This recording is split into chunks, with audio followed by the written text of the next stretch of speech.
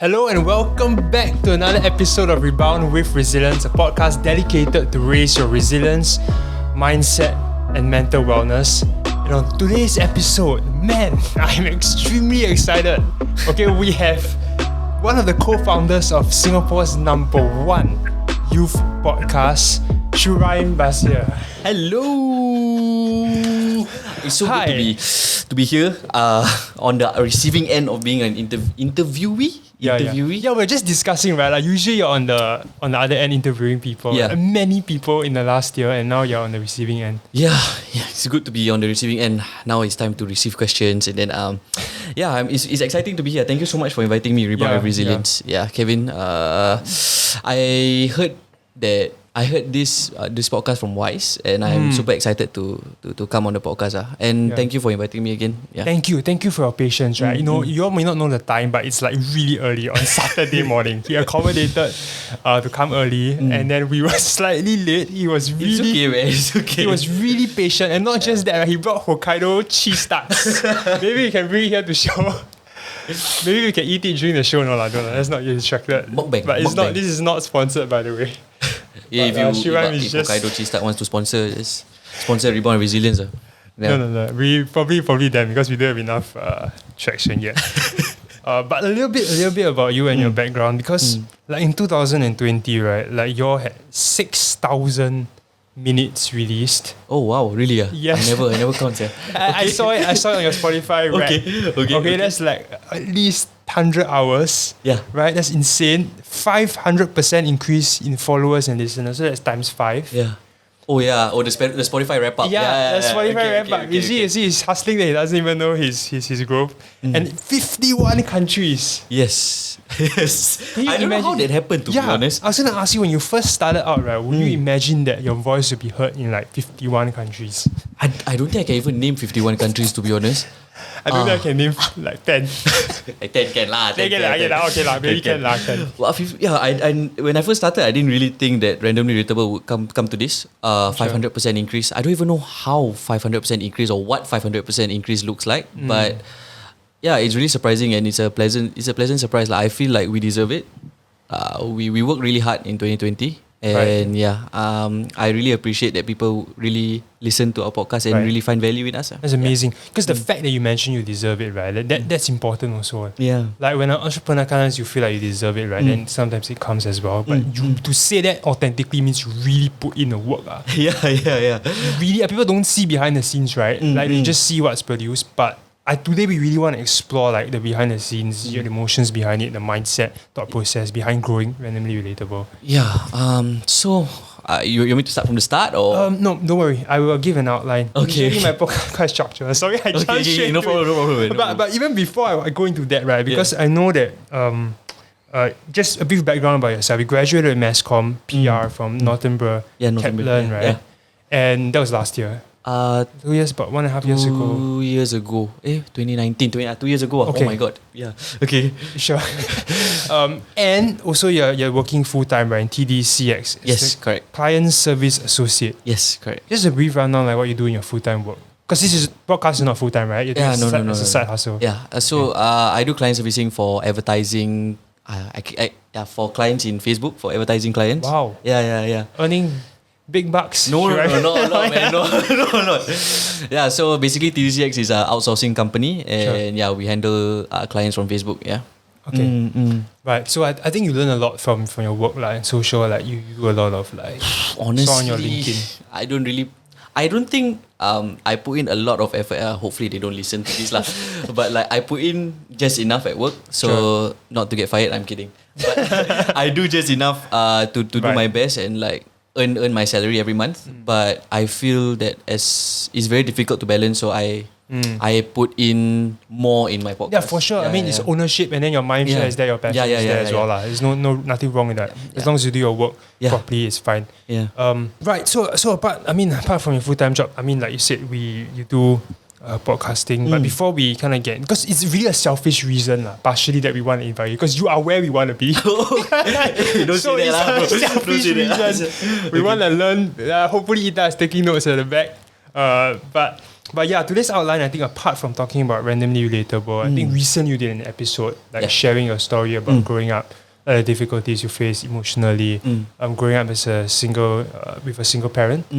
So I go to a lot of schools, and sometimes looking at them like facing similar, growing up as single parents. Right? It's not uncommon. I think we talked about it. Yeah, it's not. Sadly, it's not. Yeah. Yeah, and it does have an impact on them. Like some of them are in pain and they have struggles. So I just thought that like you sharing your story, will also help the demographic as well. Yeah. And seeing how you kind of make good of it, and now like being so successful in your business, right? On the way. Okay. On the way. Yeah. I think it will really be a good comfort, or rather inspiration in that sense for them. So I just, the outline of today's podcast really is talking about, just growing up. Yeah. As well as eventually running randomly relatable. Yeah.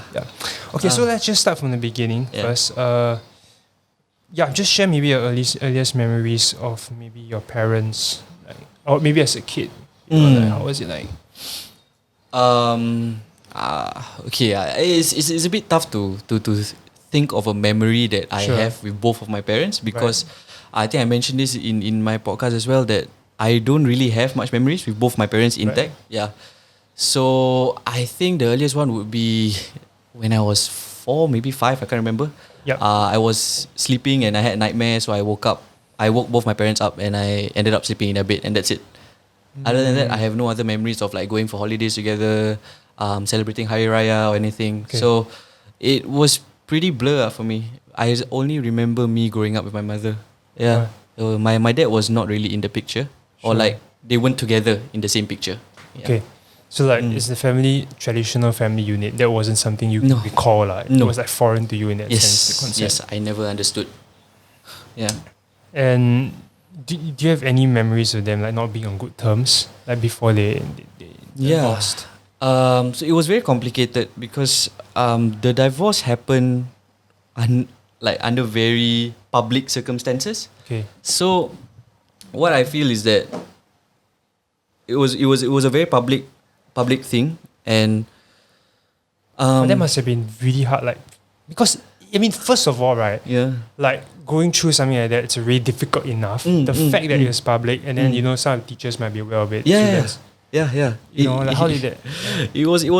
The thing is, I didn't understand what was going on. Yeah, because I was still very, very young. But what I had in my memory was that my stepmom at that time, the actress, asked me to call my mother a bitch, but I didn't understand what. I'm sorry to hear. No, it's okay. No, it's fine. This is fine. Asked me to call my mother the B word. Yeah. And then I did it because I didn't understand the word, and basically I was an owl in between my stepmom and my mother at the same time. So another memory was that on weekends I would spend time with my dad at his place, but I remember one night where my dad wanted me to stay over one more night until Monday, and my mother didn't know about it. So I think it was like 1 a.m. midnight. There was like loud knocking on the door saying, "Come bring Shuraim out now because you didn't ask permission." And like I had to stay in the bed with my stepmom, and then my dad and my mom were arguing outside. Okay. And at the end of the day, my mom dragged me out of the house, and I went back to stay with my mom. Wow. Yeah, so that was one of the earliest memories, or one of the more traumatizing memories lah. Yeah, I can remember. What impact did it have on you, like emotionally? Like in school, do you close up? Like were you more like disengaged? I think it was a blessing that I didn't understand what was going on. Right. Yeah, because really, how young is it? Like roughly, like I think 6 years old. 6 years old. Yeah, okay. 6 years old, but they were together. I think for about 7. When I think I was 8 years old, 9 years old, and they officially divorced maybe when I was 9. Yeah. So they were I had two mothers at the same time. Yeah. So, it was a blessing to me that I didn't understand what was going on. But at the same time, I only realized the effects of it after I grew slightly older. Even in research-wise, that actually has quite an impact on like sometimes like the issues that they face, and not all of them like go down. I can't say it because I can't talk about my students like a lot on this podcast, but generally we're aware some of the things they go through, or the places they go to seek comfort, Yes. and that may not be the best place. Yeah, may not be the best place to look for. But I don't know, for some, because my mother's a teacher also. Oh wow! So I didn't know. Both my parents are teachers. Yeah. There's something in common. So, it was good that my mother was a teacher because Okay. during that period of time whereby when I was going through whatever I had at home, Yeah. I still had my mother in the same school as I was in primary school. Oh. So she was watching over me. Right. Okay. That's a Yeah. huge. That's Yeah, a yeah. huge factor. So Okay. I think in that way I didn't really had a avenue to be naughty in that way. Yeah. So I guess that's one of the blessings I had lah. Sure. Do you have friends like in school? Like, what were your what was your interest like in school? I did a Were lot you of a good kid? sports. Oh, I okay. did a lot of sports. But I don't know, somehow or some way, kids with divorced parents somehow just attract each other. Like I had a lot of friends who grew up in broken families also. Okay. Yeah, for some reason I don't know why we just like magnetize with each other. Right, For some reason, right. like, oh, I mean, I understand your pain relatability and you lah. understand Yeah, my pain, so that's why we became friends. Yeah. Okay. So you helped each other out and everything. And I guess kind of fast forwarding, right, like to secondary school, eventually like you go to poly and everything, like what like did it continue to have impact? Like did it cause any like issues, or was it like you used it as a drive for you to kind of like, because I know you mentioned in the podcast that eventually you turned into a drive that you want to make sure that when Yeah. you get married, you have a family unit, you take care, you make sure you give the best care to Yeah. your son and daughter. Right? Yeah. So yeah, I mean, you mentioned that you used it in the previous podcast. You would use it as a kind of Motivation. Yeah. Yeah. Okay, so I only started using it as a motivation after I entered NS, to be honest. Yeah, because actually I'm a dropout from poly. I see. Yeah, so I dropped out from poly in year 1 because initially I wanted to join media. Okay. But like what I mentioned in the podcast was I was growing up under 2 different households in a way. So my dad had an idea of what I wanted to be, and my Okay. mom had an idea of what I wanted to be. Right. So Could you share a little bit what Yeah. the ideas are? So my mother initially I wanted to take my A's and how to say join a local U after that and Okay. make a decision of what I want to do in life Right. after. Okay. And my dad was totally in support of that. But my mom, on the other hand, she didn't believe that I could do it. Right. And she asked me to just join poly and join a safe course. So actually I applied for maritime business in SP. Okay. But I absolutely hated it. I hated it like crazy, bro. I joined maritime business to thinking that I could avoid maths. Yeah, but yeah. like the first semester, the first module was maritime economics, and I was just like, oh, damn. Maths. So I dropped out in the first semester immediately. And after that, I decided to pursue media lah. Yeah. Right. So what happened was actually during my O-level choices, right? I put media, mass comm and everything as the first few choices. But my mom changed it. So I got maritime instead. Okay. Yeah. So after I dropped out, I told my dad that, hey, I wanted to take media. And he was like, okay. But I didn't want to join poly again because I had to wait the next year and I'll be Okay. behind all my peers. Sure. So I took private diploma Private instead. lah, Yeah. instead. I took private diploma I instead. see. I mean, that's another added kind of. I know Singapore sometimes they criticize this whole like red to riches story. They say that Yeah. it's an isolated case where you kind of pick people who drop out and they say they're successful and then whatever. But I don't care lah. Basically, I still respect the fact that you actually came out from there and I mean it really serves as a potential like story that people can be impacted by lah. Yeah. And like, do you have an interest in media actually? Yeah. Like, when did it start? Because of my dad. Because my Okay. dad was in media as well, in the Okay. media scene. So I wanted to follow in his footsteps. I think it was because a lot of daddy issues because I didn't have him in my life. Okay. So I wanted to have some sort of mutual connection with him. Right. So I decided Okay. to pursue media. But blessing in disguise, I had a passion for it. Yep. So I can see that. Yeah. Okay. Cool. So you finished your degree, right? And then you went to work. So let's kind of transition into talking about randomly relatable lah. Wow, because man, I got a lot to talk to you. about. okay, man, go ahead and shoot your questions. All right. So talk from the beginning, like why do you actually start it? How do you actually start it? I mean, even before beginning, just a shout out to Wise and Sabrina, because I Yes. think that without them also you wouldn't have been where you Definitely. are today, and you acknowledge that. And Wise, I tell you, he is One of a Man. kind. Yeah, it's one of a kind. I asked him for advice, right? Like he said, bro, okay, let's do a call now. I don't know what he was doing. I was shocked. Like, I'm busy now. Maybe we can do it tomorrow. Yeah. But he's just so willing to help. Like no reservations, unconditional in his like helping. In general, just someone that's really ambitious and wants to kind of do well for himself or family. And of course, Sabrina as well. Like the way she hosts, like the way she can take a stand on certain issues, I think is pretty cool. Yeah. How we started, is it? So, Wise and I are cousins, if you guys don't know. So, he has always been like that. He's always been very willing to help. And I think it's because of how he grew up also. His parents are also like that. Yeah. So, how we started was that one day I wanted to create content after I graduated uni. And Wise, after having a lot of failed businesses, he said that he wanted to start something small first with me. Okay. Yeah. So, after we discussed a bit and we were like, okay, let's start a media company or podcast lah. At that point of time, I just attended one of the courses, which was a workshop by Nimble SG. Okay. So they talked about how podcasting was on the rise and you should jump on the train now. And Wise said that okay, I didn't want to miss this boom because I missed the YouTube boom. I missed this video boom. So if podcasting is on the rise, I want to jump on it now, you know. So yeah, we just on I think the same week itself, we took out our iPhones and we just recorded on our iPhones. My favorite episode is the first one. Really, man? Yeah. You know why? Because it shows where you came from. Like you just on the phone and then no introduction, nothing. Nothing. You sounded like you're doing some essay report or something. Yeah, right? it's super amateur, man. It's crazy. Even you could hear my niece's voice in the background. So it's slightly like she was like crying. Or something, It was that bad, man. Slightly.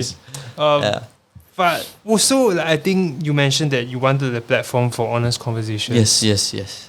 For youth. Yeah. It didn't start out that way though. I mean, to be honest lah, because I just wanted to create content, and Wise was the one that wanted to gain back his confidence because of the failed businesses. So in that way, he always had this point to prove whereby you don't have to be smart to talk about smart issues. Yeah. So from there, it developed into anybody can talk about anything they want. I love it. And we want to have a safe space. Okay. Yeah. So from there, both of us developed that mission and vision for Randomly Relatable SG lah. Sure. Yeah, I read about it in the article feature by Dynamic. I'll link it up as well for you to read because it's really like. Wow, you do your research, Not bad. I do my best lah. I try to structure it the best I can. Yeah. Sometimes he loses spontaneity a bit, but I think it's okay lah. Yeah, it's good, man. It's good. Appreciate it. Yeah. So, and Wise actually mentioned that he feels very strongly about ordinary people speaking about so-called inverted commas intelligent topics. Yes. He wanted to prove a point, and I feel that he proved it really well. I mean, you all proved it really well because you talk about huge variety of topics, right? Yeah. And I personally see the growth in Wise because initially he was very shy about talking, let's say about politics, about social issues, because he felt that he wasn't smart enough. Right. Yeah, but he realized that you don't have to be smart to talk about smart topics or like quote unquote smart topics. Yeah, all you have to do is just try and it's a safe space. If no one judges you in that moment of time when you're speaking, it's fine. Yeah. Sure. That's really cool. I think with that vision you started out, right? Transitioning into some challenges and fears. Actually, kind of backtracking a little bit, because now we're talking about mindset and everything. Because I realized some youth might want to hear this, right? Like initially, when you face your struggles as a youth, right, as a kid, what was the mindset or philosophy that you had that helped you be resilient? What based on what I grew up, is it? Yeah. How I grew up. To stay resilient, is it? Yeah. I think. You know why I ask you this question? Because like people that I speak to, right, for example, when they face challenges as youth, like they really feel like they cannot carry on sometimes, and they really like, you know what I mean? Yeah. So I'm just thinking if I can for me, I think it was one of the motivators of me continuing to push on with despite the challenges that I faced was my mother. Okay. How she was strong enough to raise 3 children by herself. I think that really showed that despite the challenges that you face, you can still push on. And Okay, so there's this story that I actually wanted to share was that because I told you that I never had the same picture or the same household as both my parents, right? Sure. So one of the main motivators during school was that I wanted to have a photo of both my parents, even though they were divorced, together. I never had a family photo before with my siblings and my parents. So that was my motivation at the start lah, which was to have the feeling of family. Yeah. So after I graduated uni, I made sure that I called my dad and I called my mom to come down to the photo studio to take a photo. Yeah. So that was one of my main motivators. Wow, I got goosebumps hearing that, man. That's heads off. That's respect. Yeah. That respect. It was really a milestone for me. But after that, I realized I was lost because that was pushing me throughout. And then after I graduated uni, and then I was just emptiness, right? Yeah.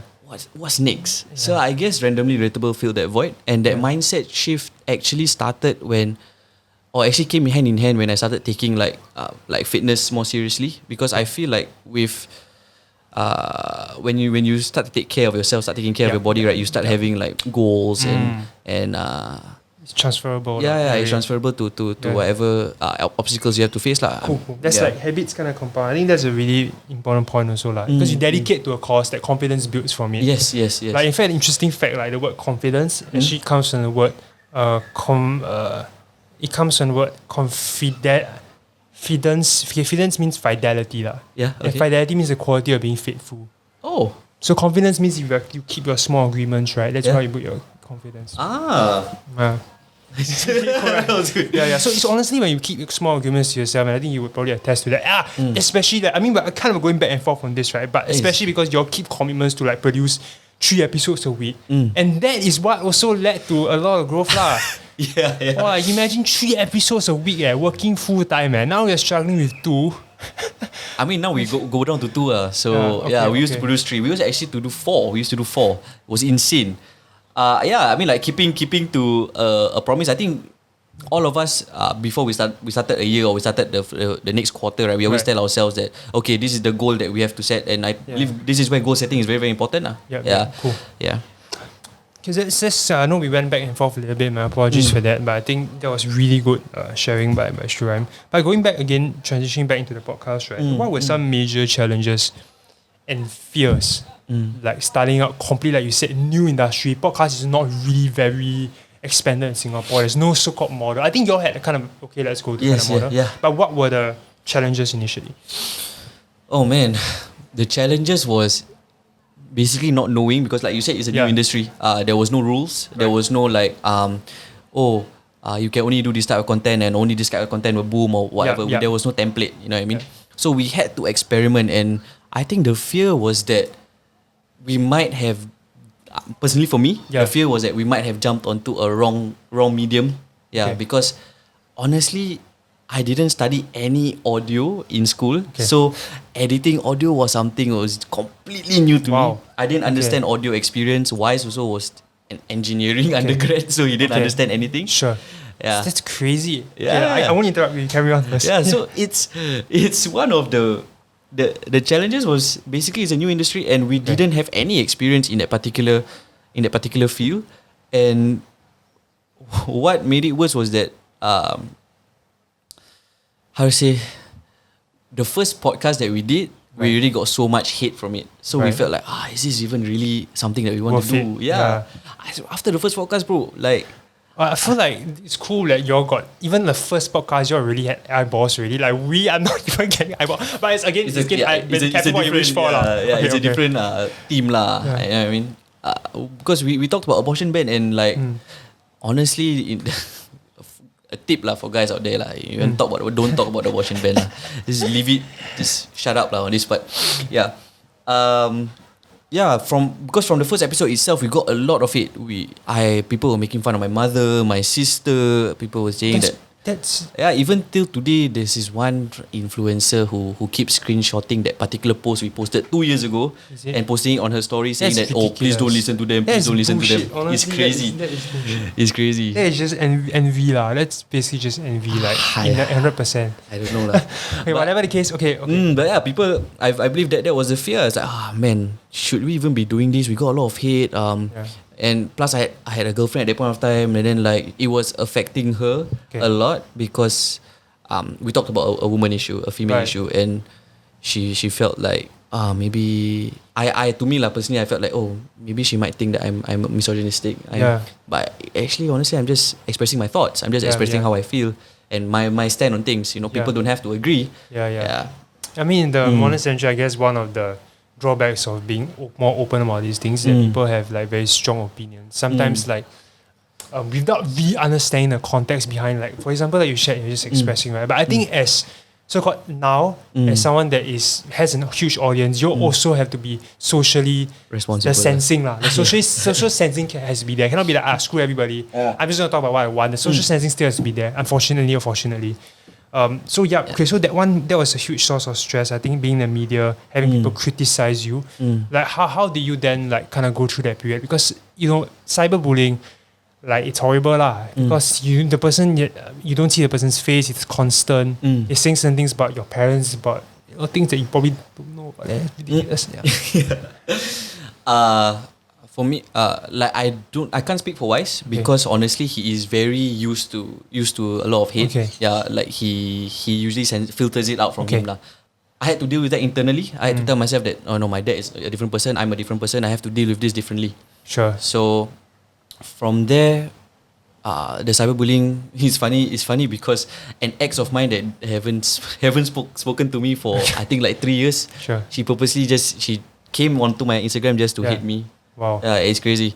So where was I? The changes, Yeah, so how I dealt with it was that you preach a certain mission and vision of a safe space. So it takes time for people to accept this new idea of a safe space because social media, honestly, I feel is not safe.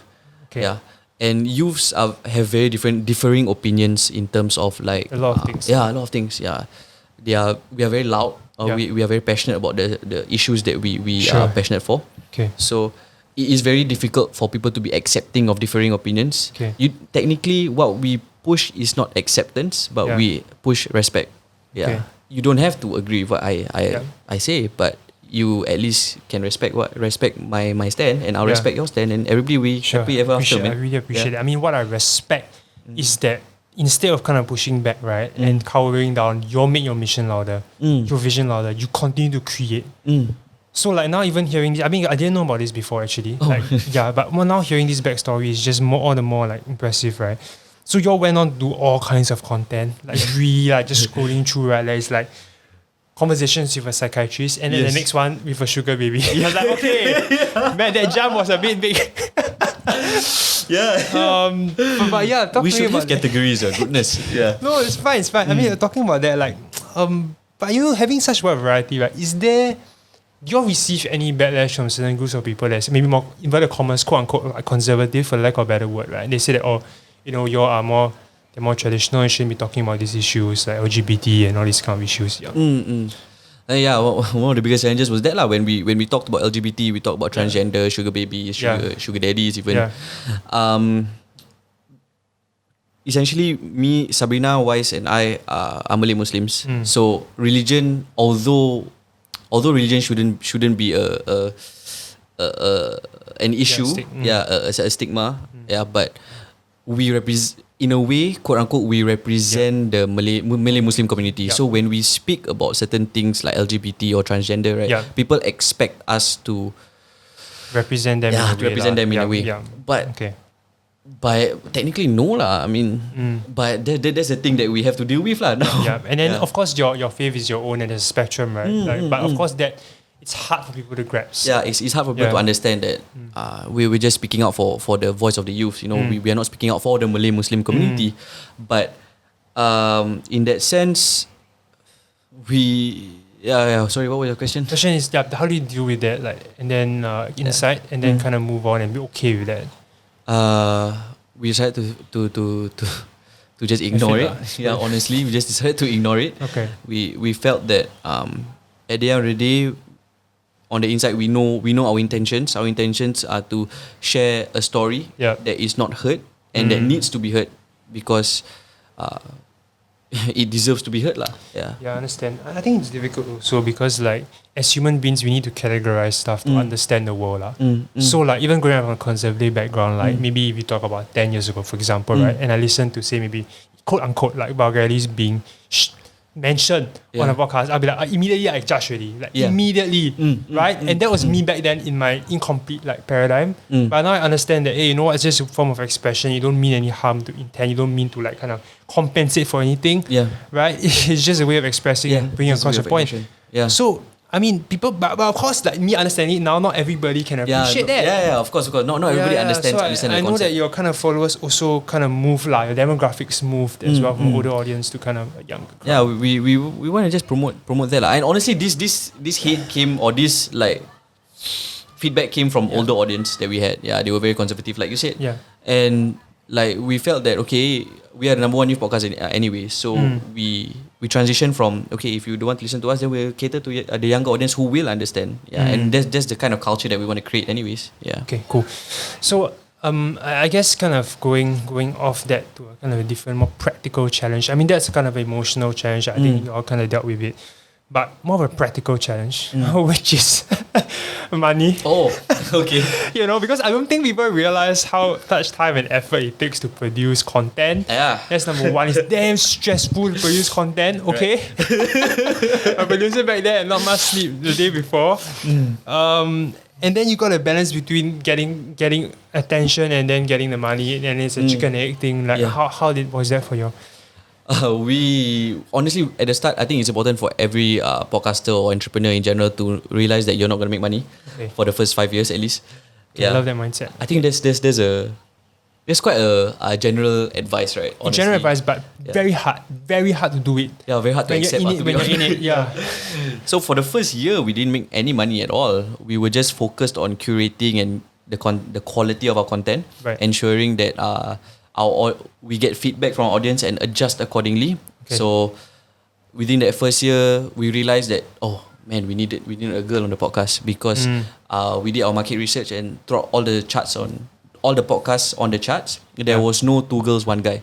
Right. Yeah. So we were the first 2 girls 1 guy podcast on the charts. So it gave us a different dynamic from everyone else. Yeah. So we got a girl. So after that, after Sabrina settled in 6 months in, then we said, okay, we have to get her comfortable on air because she wasn't very comfortable on air. Right. So it's a lot of foundation building and building your brand and building your presence, and it's very difficult because Wise was in NS at the point of time, and I was working full time, and I was doing school and everything. It's very, very difficult. So only after the first year, which was June 2019, was when we started we had the confidence to approach clients and get money, monetize. Cool. And like, it's confidence, by confidence, you mean that the conscious lah, right? That you can provide ROI for them as well. Correct. Okay. And I think it's natural that once you start establishing your brand and establishing your presence online, people will start noticing. And one of the first few clients actually came to us. Not we go to them. Yeah. Okay. Wow. Can I ask who they were? Like who approached you? So I think the very, very initial one was actually Tourism Malaysia. Oh, yes. That was not that's paid. an isolated incident. Yeah, that wasn't paid. That was them just paying for us the I don't know, you want to talk about it? Yeah, the trip. Okay. So just come context, right? I think three months in the business. 3 months into the business. Tourism Malaysia approached them to basically pay for their travel. You go and travel around, have fun, and come back and talk about it on your podcast. Yeah, that was what happened. And then it wasn't paid, but it was a fun experience. From there we started to realize that we can do this. Right. But it was super tiring, Like we didn't realize that recording every single movement of yours while you're on a quote-unquote holiday isn't a holiday. It was tiring because every night we had to curate content, plan, and then it was super tiring. Vloggers talk about this also. Like when you vlog, sometimes you don't appreciate. You don't enjoy the holiday. Yeah. Okay. Yeah. So one of the first few clients was actually Tourism Malaysia, and after that, the first paying client was actually Great Eastern. Yeah. Right. Yeah. So was it individual or was it a group? It was consultant. No, it wasn't a consultant. It was agency under Great Eastern. So it was Planners Inc. Yeah. They actually approached us to promote a Adulting 101 workshop. Yeah. So from there, that was our first Actually, no, it was our first $200 that we made. Oh. Yeah, so that was our first paying client. I think they were underpaying you. No, I'm just kidding. I'm just kidding. I mean, back then you already had an audience, really, because and then you fill up the workshop, I believe, right? Our doubting workshop. Yeah, man. Like that was our first we realized that $200 quite little lah. Like for the amount of work that we did. Yeah, so that was our first paying client, and we were like, oh man, we can actually monetize from this, and from that first $200 is when we started, making more money and monetizing. Just to summarize that as well, right? I think for people who want to be entrepreneurs, want to start not just a podcast but other stuff as well, people have this infatuation, which means unrealistic perception that you're going to make money really fast. And it's just going to be glamorous, whatever. It really isn't. And the fact that you mentioned you take 5 years, you really kind of program yourself in the mindset, okay, I'm willing to suffer. Yeah. First. Yeah. Wise also talked about in his LinkedIn post. I found that really impressive. I know I sound like a stalker now, right? But I did my research lah. But he just shared that like after talking about the kind of the small wins that you had last year, the last line he said really shocked me. He said that he talked to people in the industry and they usually share about 6 to 7 year they get a breakthrough. And he said he's willing to enjoy the journey for another 5 years. Yeah. I'm like, wow, man, that's in the right place. His mindset your mindset's in the right place. You can't expect to make money, man, immediately. I think like one of the most important things is that the destination is not the most important thing, is the process that you take. Yeah. The process of becoming, that's a growth mindset. You all really have a growth mindset, honestly. You sound like Gary Vee, but but he makes sense. I mean, the process is more valuable than the destination, I feel sometimes. Okay. So, let's transition into the process of content creation. I mean, just to give your followers an idea of how the process is like: ideation, research, execution. Because people, when they view it, they just see that it's just a 45 minutes. But behind that, there's a lot of like things that go on. What goes on behind the scenes? Usually on Saturdays, we record usually on Saturdays. Yep. And we would meet in the morning, usually around this time, from 11-ish. And we would sit down, have a brainstorm session. And from there, our guests would arrive. So usually we would schedule our guests in the afternoon from 2 onwards. So we have at least 3 hours to discuss and brainstorm and curate our content accordingly. And then from there, we record 2-hour sessions with each guest. So we usually only put 2 guests. So that's 4 hours of solid recording. Then we would eat dinner, and then we would send all our post-production to our audio engineer. Yeah. Then from that doesn't include like our meetings that we have with our guests on the weekdays after work, after office hours. Sure. And for example, if we have video shoots or whatever meetings that we have, so it's tiring. Just a hustle. Yeah, that's the process of it. I guess now is a good time to talk about like your mindset and resilience.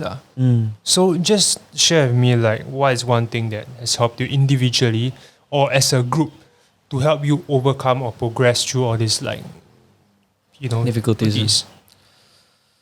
A resilience mindset. Or just any philosophy.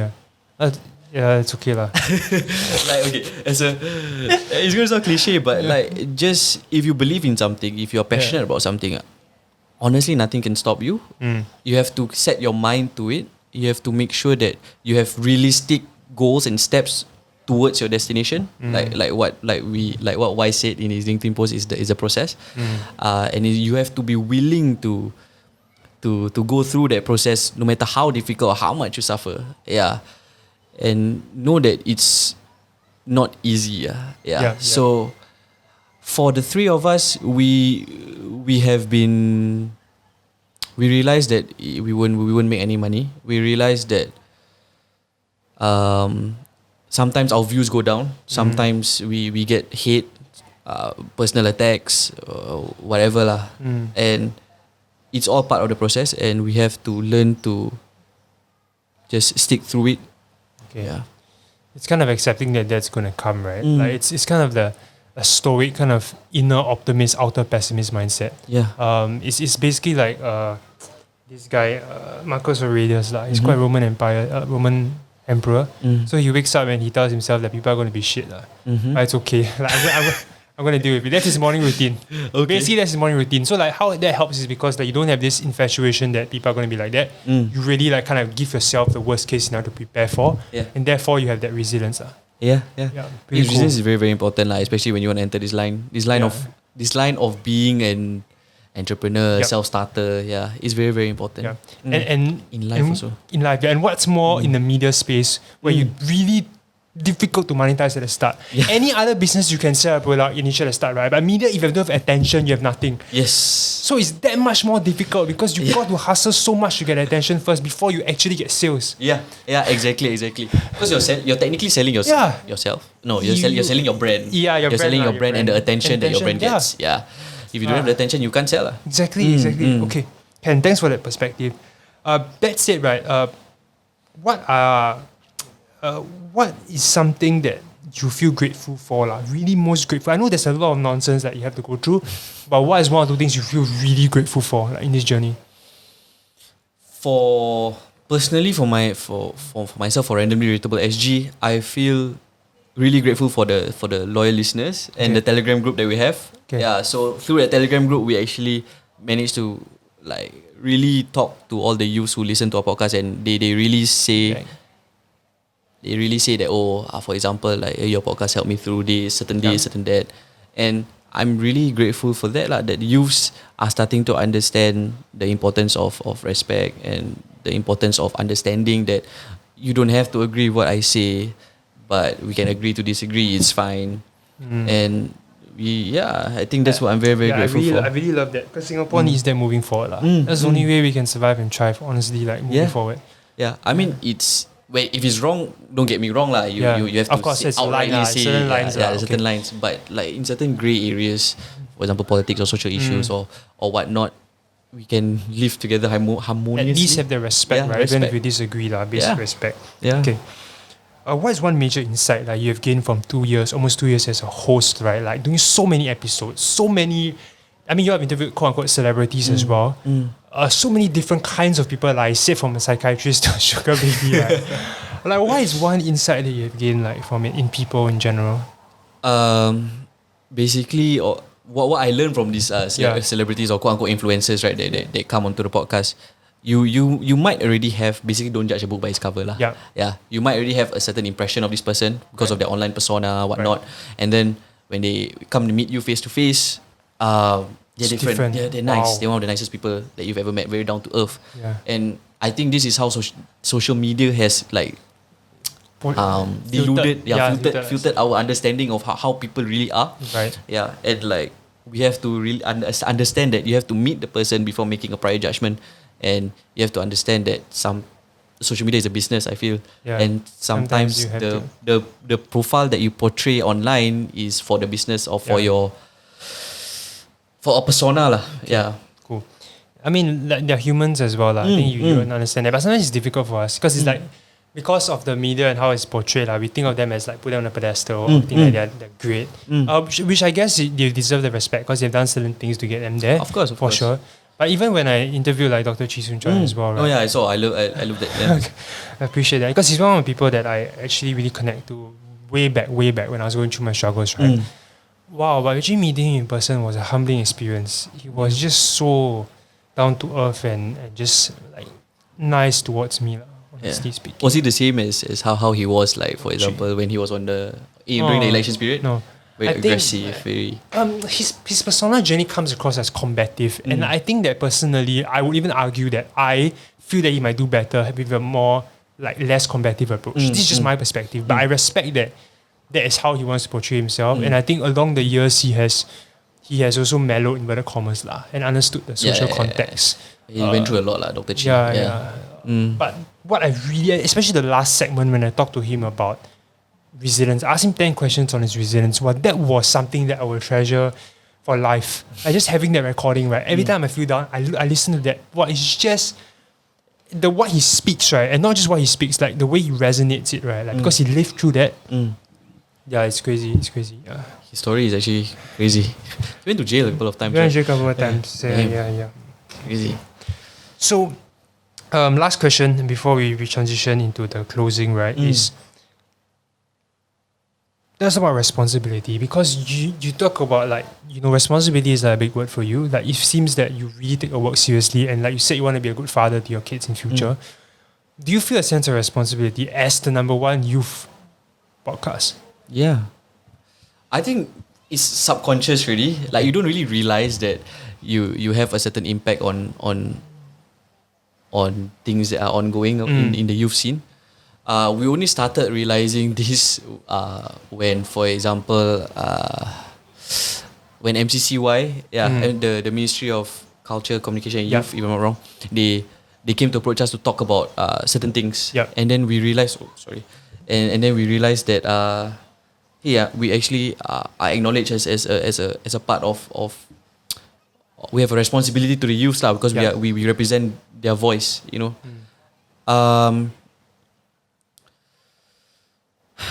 It boils down to knowing that when you have a certain platform, you have to be responsible for what you say. You have to understand that what you say has weight, and although people have their own minds, sometimes people look to you for, let's say, information, for, let's say, inspiration. Like, for example, Reborn Resilience also has its audience, and people look up to you guys when they're feeling down, or when they need a certain boost in their life, or when they're feeling like, man, I can't go through this. So everybody has a certain, everybody with a platform has a certain responsibility, and they have to understand that they represent a certain group of people. People follow your cause or follow your brand because they feel like you represent them best. So for those who have a platform, you have to understand that this is just part and parcel of being online and having a following. Okay. Does that Vision? answer your question? No, for sure it does. Okay. It does. I'm just thinking about, like, sometimes my mind wanders. I'm just thinking about, wow, it's going to be really hard to edit snippets from this I'm so sorry. Not because it's like that, because there's so much good stuff. Okay. I thought it was messy. No, not because it's messy, because there's just Sorry. so much good stuff, right? That I don't know which snippet to pick. Okay. Okay, anyway, we'll figure it out later. Last question. What's the vision for, like, Randomly Relatable? We plan to create an ecosystem for youths. So a company run by youths for youths. So we feel that currently the job market is that if you don't have experience, you won't be given a job. And we feel that this is very unfair, because we've been looking at how people hire, you know. They hire fresh grads and they pay them a certain amount, and we feel like it's not fair, you know. In terms of skill set, you have the same skill set or even more than people with experience, because they do stuff freelance, you know what I mean. So we want to create an ecosystem whereby we can hire youths and subsequently let them run the company, the media company itself. Just that's a big vision. So we are hiring our first intern, which is our first. After this, right? After we're this, gonna interview them. we're gonna hire our first. Exciting, man. Ita, first step. when's our intern? Yeah. Okay. And I think also, like, what stands out to me about Randomly Relatable is, like, it's a combination of education and entertainment. Like, it's not hard, it's hard to do that, to be honest. It's really hard, but you all managed to find a balance. And like you said, people come to you for education. You talk about topics that empower them, and at the same time also entertain and help them realize life is not so serious all the time. We take serious topics and put it in a light-hearted manner. Wow, I love that. That's the branding that we have. That's the branding that we have. We can't always be too serious in life. And youths need to have that certain entertainment value before they are able to digest a certain serious topic. So we talk about mental health, but at the same time we like joke around a bit. So it's important. Cool. Wow, thank you so much, Shuraim, for all that sharing, right? Honest, authentic, vulnerable sharing. No problem. Before we close, Yes. I have this segment called 10 questions. Oh, man. Yay! You watched, right? Okay. Oh man. Okay, you I ready? didn't prepare this. No, it's okay. It's meant to be unprepared. Okay. You ready for this? Now I'm sure you do. Okay. So, 10 questions about just your motivations and, of course, like, randomly relatable. Okay. What's your biggest driving factor? Youths. Okay. What is the lowest point that you faced in life? I entered a spiral when I lost my job while running Randomly Relatable SG. So that was a period of time in my life where I really felt like I lost everything, and I was on the verge of actually letting Randomly Relatable go, and even ending my relationship. So it was a really dark time for me. Yeah. And how do you come out of it? I felt that the only person that could help me out was myself. So I started waking up. I started believing more in myself, and I started reflecting. I think spending a lot of time alone. So I took some time off the podcast. So and I started spending more time alone and understanding a bit about myself. And reflection is very, very important. Okay. What does resilience mean to you? It means despite the challenges and obstacles that are given to you, you have to realize that if you are a religious person, you have to realize that, or you have religion, you have to realize that God doesn't put you through challenges that you cannot face. Okay. Yeah, and that's a philosophy or I hold very close to lah. Yeah. Cool. What's one advice you share with your 16-year-old self? Hey, there's You did a podcast. Watch the podcast, by the way. This episode, but this is a summary. Yeah. Advice to my 16-year-old self is it's okay to fail as long as you get back up. Yeah. Okay. One piece of advice that has impacted you very deeply.